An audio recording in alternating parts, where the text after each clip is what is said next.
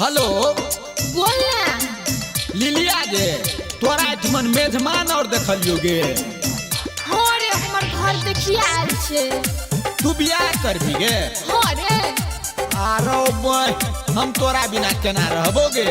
तो से हम की करबू? करे छ बियाह दोसर घर जेबे गे।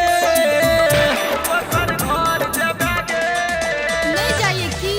पीबो जहार हम मोर जेबो गे। भूत बन के हम भूत बन के हम तोरा ससुर एबो गे।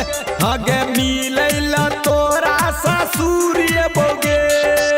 आइ गे प्यार हमरा से आ शादी केकरो और से। हेरे मन तो हमरो छलो तोरे संगे शादी करेबो, लेकिन घर में कोई माने के लेल तैयारे नहीं छै।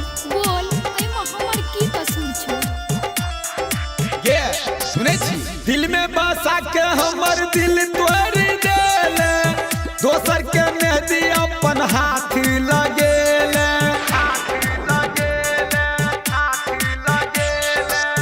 दिल में बसा के हमर दिल तोड़ देले। दोसर के मेहंदी अपना हाथ लगेले। बन के दुल्हन दोसर संग जेबे गे। पीबो जहर हमें मोर जेबो गे। भूत बन के हम तोरा ससुर एबो गे। आगे मिलैला तोरा ससुर एबो गे। हम मरबो मुदा तोहर साथ नहीं छोड़। हेरे सुन मर तर नै एमे मोरे के कोन बात छै? कहत तोरा हम कोनो छोड़ देलियो एबो तो मिलबे न करबो। बोल सुन तोरा चक्कर में पढ़ाई लिखाई छूट गेल गे। गाँव के लोग सब हमरा बुझे ढहलेल गे। तोरा चक्कर में पढ़ाई लिखाई छूट गेल गे। गाँव के लोग सब हमरा बुझे ढहलेल गे। जे जे कहला सब कुछ चलियो गे। तोरा बिना नहीं अब हम जीवोगे। भूत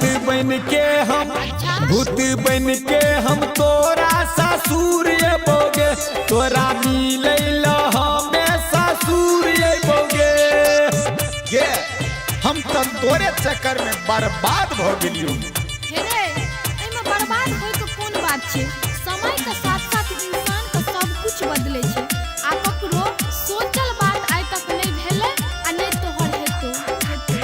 अच्छा कमी की भेल गोरी तोरा के प्यार में। डाल देला संतोष के जिंदगी अन्हार में। कमी की भेल गोरी तोरा के प्यार में।